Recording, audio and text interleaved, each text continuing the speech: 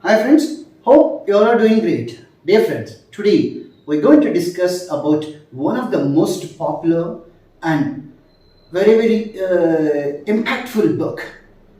The book is The Monk Who Sold His Ferrari and written by Robin Sharma. Robin Sharma is internationally well-known and popular motivational speaker, trainer and author too. And he trained Forbes 500 companies and millions of people inspired by him, and they changed their lives. What is so special about this book, The Monk Who Sold His Ferrari, which we are going to discuss right now? Dear friends, we all have goals, aspirations, and we all want to lead a meaningful and purposeful life, isn't it? Yes. We all want to lead a comfortable and happy life and successful life too. But how many of us are really feeling it and living our dreamed life? For this question, the answer many may not give positive answer. The reason is this: somewhere while chasing our dreams, we lost the purpose, and we don't know what is the purpose of life, what is the value of my life. Many questions will crop up. Sometimes some of us will have some goals and then we will reach them and we feel that we have achieved our purpose, we achieved our life's ambition. But then the real question starts. What next? For these kind of questions and to give a guidance to search for our purpose in our life, this book is very essential. Hence, I recommend and I suggest, I request all of you to go and grab the book, The Monk Who Sold His Ferrari. Definitely you will enjoy it, and definitely it's going to, if you apply the principles mentioned in this book, if you apply in your life, really it's going to transform your life, my dear friends. Now, what is so special about this book? Now, we all want to have luxurious life, comfortable life, successful life. This is a story of a famous lawyer, Julian Mantle. In the book, The Monk Who Sold His Ferrari, the main character, the hero, is a lawyer. And he's so successful that he's everything, whatever case he grabs, he takes up, he's successful into that. Money comes, fame comes, popularity comes, everything. And people will admire his handling of the cases and how he will transform the losing cases also into successful one. And people want to be associated with him. This everybody thinks, the media and all his followers will look at Julian Mantle with admiration. Even Julian Mantle also lived a comfortable and luxurious life he will lead. It's fine. But this taking up the cases after cases and winning of the case, win after win, success after success, he's minting money like anything. There's no problem. But then, because of he's so eager to win many cases and so eager to get popularity, so eager to be successful. In this, he takes up more and cases for which he couldn't do justice also. What I mean to say, that he focused completely on the profession. Slowly, it began to affect his family life. And it began to affect his health too. He's so particular to win the cases. He will study very well. Minor details will study. He wants to win at any cost. All these pressures took the toll of his health, family relations, and family also left him. His wife and children will leave him. And as I already said, he's very popular and his health also affected. While dealing with the case in the court hall itself, he will collapse with an heart attack. It became a big news that the famous Julian Mantle fell down in the court hall with heart attack. And the next day, the doctor says, if you won't change your lifestyle, it's going to affect your life too. Either choose the law profession or your life. Choice is yours. Then Julian Mantle thinks, what is purpose of my life? What I should do? Is there any meaning of all this amazing wealth and success? So I couldn't find any meaning. Many questions will come into the mind of Julian Mantle. He will think deeply and he will decide to leave the place. Nobody knows where he went. But then after few years, he'll come back. He will come back. He will come back to his office, to the office of his assistant, John. Now, when Julian Mantle fell with heart attack and collapsed with heart attack, his age was 55, but he appears as a man of 70 years, very fat and unhealthy body. But when he reappears to his assistant's office, John's office, John says, "I'm very busy." John's secretary says, "Someone came to meet you, John." So John says, "I'm very busy. I can't meet anyone right now. Ask them to take appointment and come later." But the secretary says, "Is very much particular to meet you today at any cost." So even John also thinks, "Okay, let him come. I too will have one more case." So like that he'll think and he'll invite. When this person will come, he will see a young, dynamic person with full of vibrancy and healthy person standing at the front of the door. And he appears as if he's so healthy and beaming, his face is beaming with health and happiness, joy. And he appears as if 35 years old person. And John couldn't identify who this person is. And he says, "What? What do you want?" Then Julian Mantle addresses to John, "Is this the way to treat your guest, John? And that too, mainly, who taught you all the secrets of your profession?" Then John recognizes he is Julian Mantle, the famous Julian Mantle. And he shocks that such a change, by looking at the change, what a phenomenal change. When he collapsed with heart attack, he looks like a 70 years old man. Right now he is 35 years old. And not only that, there is not even a single fold on the face. The skin is so vibrant and healthy, beaming smile. He couldn't believe himself.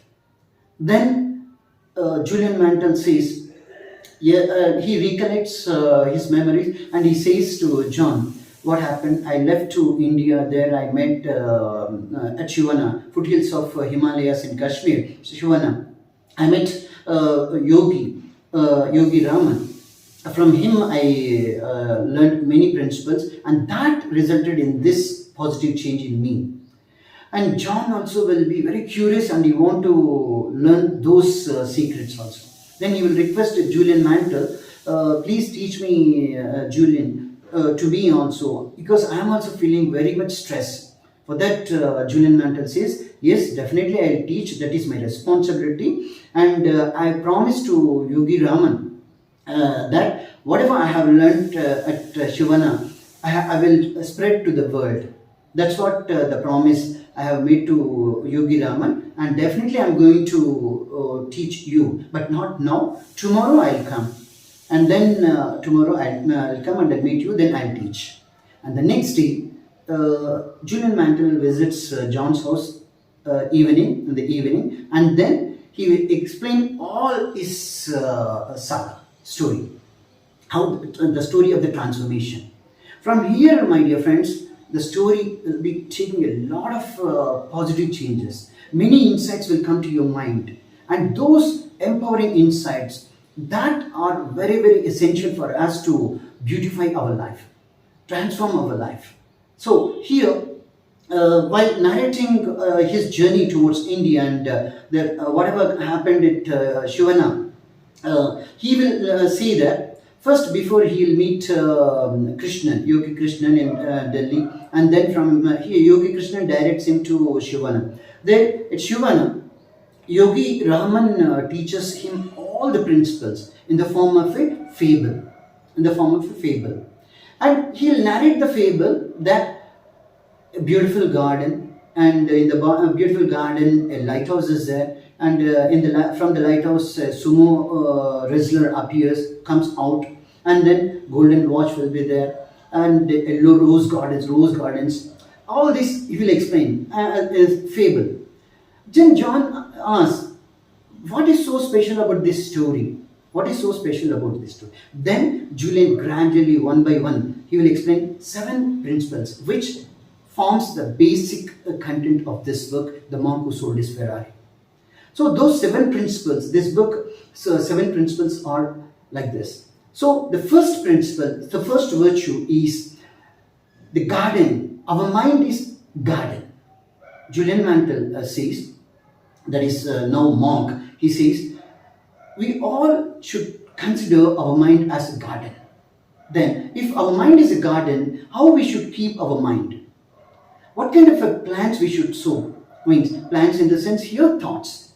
If you look, my dear friends, in a day, whenever we look, at the end of the day, if we look, we will find what we thought from the day, beginning of the day to now, late in the night. If we look, definitely we will find many of the thoughts were unnecessary thoughts, and those thoughts are no way useful for us, and yet we are thinking about those thoughts.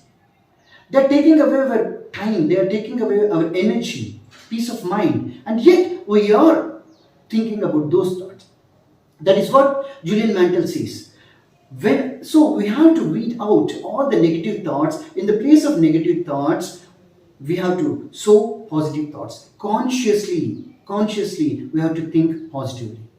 And he also says, on an average, every day, each human being will have 60,000 plus thoughts. And out of that, majority, more than 97-98% of the thoughts were negative in nature. Those thoughts disempowers us. So Julian Mantel says we have to keep our mind as clean and as positive as possible. And that is possible through positive thoughts, my dear friends. My dear friends, here I'd like to add one more point also, that we will communicate. We will communicate in our day-to-day life, but mostly we will communicate with interpersonal communication will force. We will focus more. But my point is that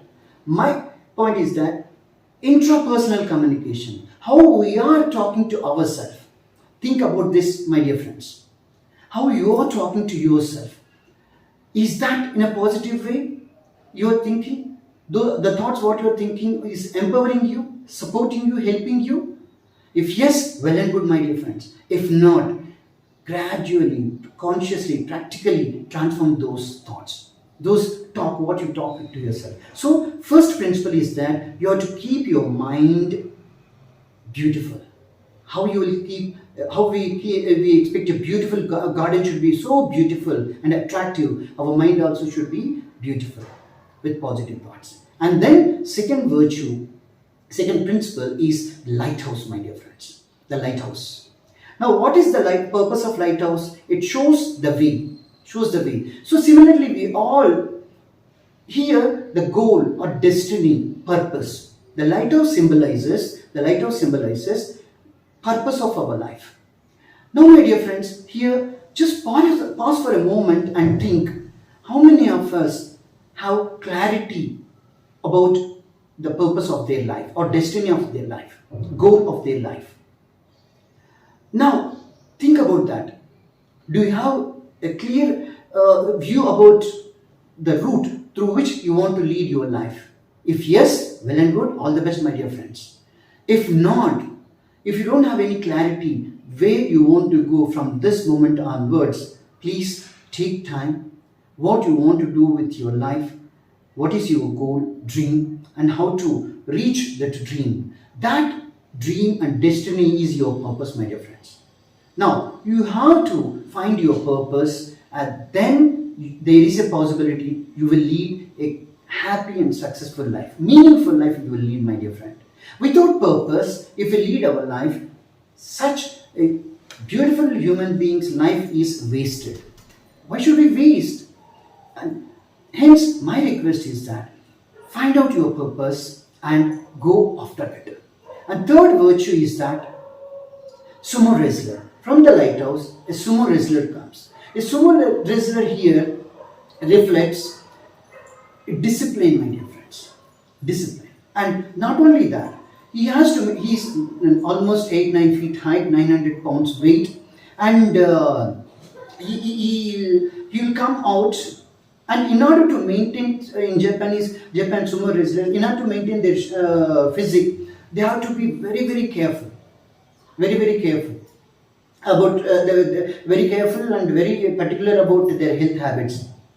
So similarly, here he asks, sumo wrestler here is symbol of Kaizen, Japanese ancient practice. Now, this Kaizen practice, if you put in our life, definitely many of our dreams will come true, my dear friends. How? Sometimes we may think the dream is impossible. The dream is impossible. Suppose if some of you say that I want to become an IAS officer, or you want to say, if you say I want to become a cricketer, you want to become a singer, many of your friends, family members may poke fun at you. What do you think about civil service examination? So competition is there, and it's not easy for you to get into civil services. They may say, but if your heart is saying that, go after it, my dear friend. Go after it, my dear friend. Whatever may be the goal, you want to become a businessman, you want to become a singer, you want to become an actor, cricketer, sports star, whatever may be the goal, just go after it. If your heart says, that means that destiny is calling you. So never give up on that. Then, how to, just now I said, Kaizen method, how you will go to it. As initially, when you start towards your goal, sometimes it may appear to you that it's impossible, because you will encounter setbacks, obstacles you'll encounter. Then your willpower may fizzle out. And you may lose confidence on yourself, focus. Then you may think to drop the goal altogether. Don't do that, my dear friend. Don't do that. Because you thought that is your brainchild. Your goal is your brainchild. Now, instead of giving up, as Saint Francis of Assisi says, start by doing what is possible to you. With small steps. If you keep doing the small step, then what is necessity, you will start doing by what is necessity, then what is possible to you. If you continuously do this, suddenly you will find you are doing impossible. Great facts. At one point of a time you thought it's impossible, now you are doing those tasks easily, calmly, freely you are doing, without any fuss you are doing those tasks. And day by day you are nearing to your goal. And your confidence levels will pump up. So never give up on your dreams, my dear friends. So start your goal, whatever target you have, fix that and divide that goal into different small parts and work on one by one. Day by day, if you adopt this Kaizen method, day by day and every day, you will find yourself nearing to your goal and leading your purposeful life true, my dear friend. And here, while along with this, you have to take care of your physical, mental health also. Physical and mental health also. Sleep is required. Mostly sometimes we have, some of us have the habit of, negative habit of giving too much priority, too much time to social media attention.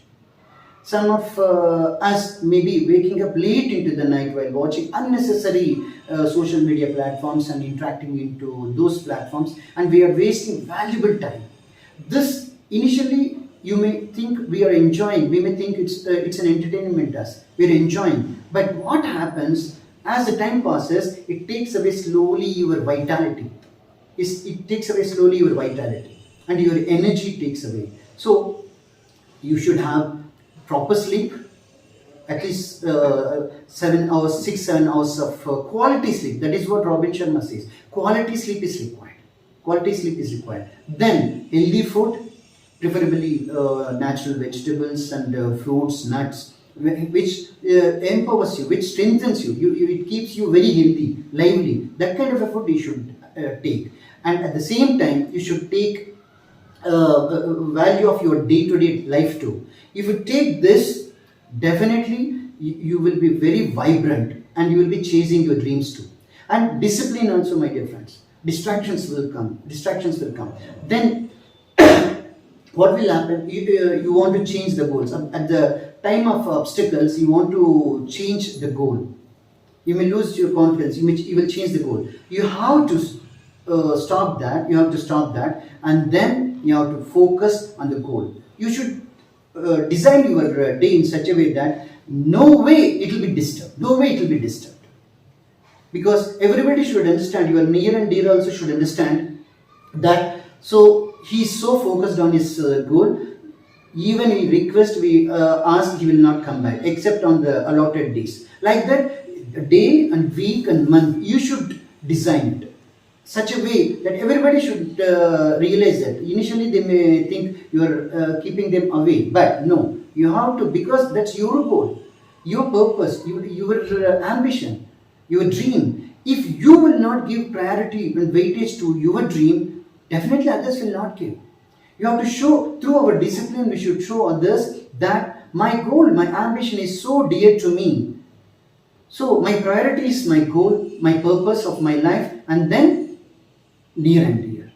We should be very, very clear about this. And next comes, this discipline is symbolized with a pink wire cable. The super wrestler will have completely naked except pink wire cable to support his, to cover his private parts. So that shows discipline. Discipline. After discipline, we have golden watch, my dear friends. The sumo wrestler tumbles down and falls into golden watch. Now here, why golden watch? Here, golden watch reminds that the value of time. The value of time. Here, I request you all, my dear friends, just for some time, think, and how many times you lost golden opportunities in your past life, previous life, this life, in the past. How many chances you have lost because of not using time in a proper way? You have time within us, with you, yet you couldn't use that time in a proper way. So golden opportunities you lost. Many successful opportunities you lost because you couldn't manage the time properly, my dear friends. Properly. So, my dear friends, time is very, very precious. Once it passes from our hand, you come what may, you cannot regain it. We all know about that. But very few realize this and uses time very consciously and in a positive way. So from now onwards, let's ensure that we all will make best use of our time. If you make best use of your time, if you keep your good health and study regularly and focus on your goal, day by day you will become successful and the results will come out to you. And you will be very, very successful. And what you will be doing with that success? What you will be doing with that success? The fruits of success. You have to share with others, my dear friends. Because why we may think, why should I share my results? It's not that sending money, giving money, donating money. It's not only like that. You may give a positive message to the society, in the family, in the friend circles. So all this in the book, The Monk Who Sold His Ferrari, it shows that in a garden full of yellow roses. Now here the beautiful yellow roses symbolize that you have to serve others. In serving others, your goal, your purpose also fulfills. Definitely, this is what happens, my dear friends. So try it out once. Because initially, at one point of a time or other, you might have thought you want to serve the society. You want to be a good man. You want to be an ideal person, right?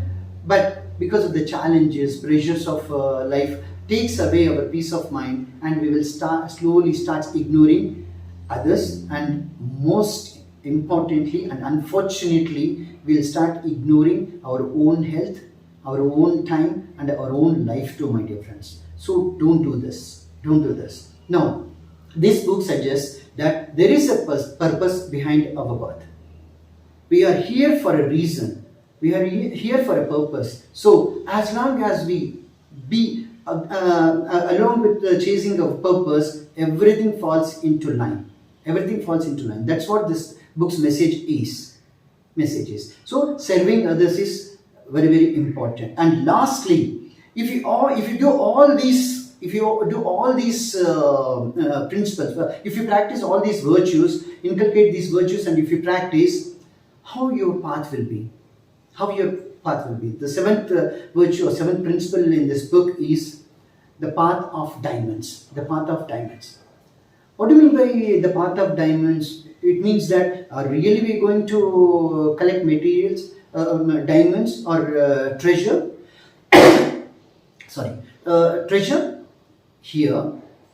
With all these virtues, when we are passing our life, every day positive moments of joy, positive moments of happiness will come. So those moments, positive moments, joyful moments, happy moments are in fact diamonds, my dear friends. That's it, right? So whatever how much money we may earn, ultimately we want to be happy. That is the penultimate purpose, penultimate end of our competitions. I mean our challenges. So you want to be successful. Why? You want to become happy. That's it. So that great happiness we can find out in the simple things too. When you're having a good talk with the family friends, spending time with because mostly we will not spend quality time with the family members, friends. In the competitive world, in this competitive world, we are not giving quality time to our family members near and dear. If we properly manage and give quality time to our family friends, first give quality time to yourself, and then family, and then near and dear. Definitely, you will have many beautiful memories every day. Those cherishing moments are in fact diamonds, my dear friends.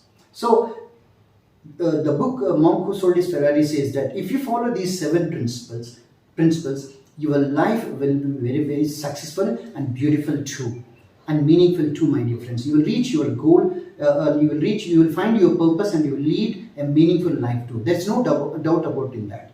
So I request you to go grab the book and take a notebook along with that. Read slowly. Whenever you will find your thought somewhere, it appears that as if Julian Mantle is discussing to you, talking to you.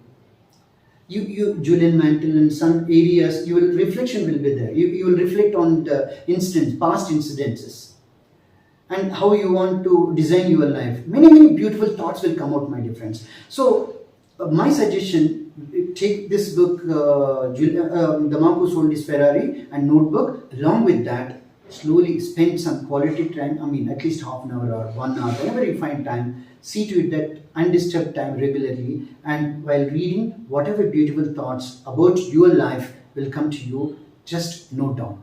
And I promise that will help you. It's a real treasure for you, my dear friends. And then plan your life in such a way that definitely you will become very, very successful. So once again, I request you all to read this book, The Monk Who Sold His Ferrari by Robin Sharma. Wishing you great success in all your endeavors. This is Durga Yaragunta signing off. Thank you.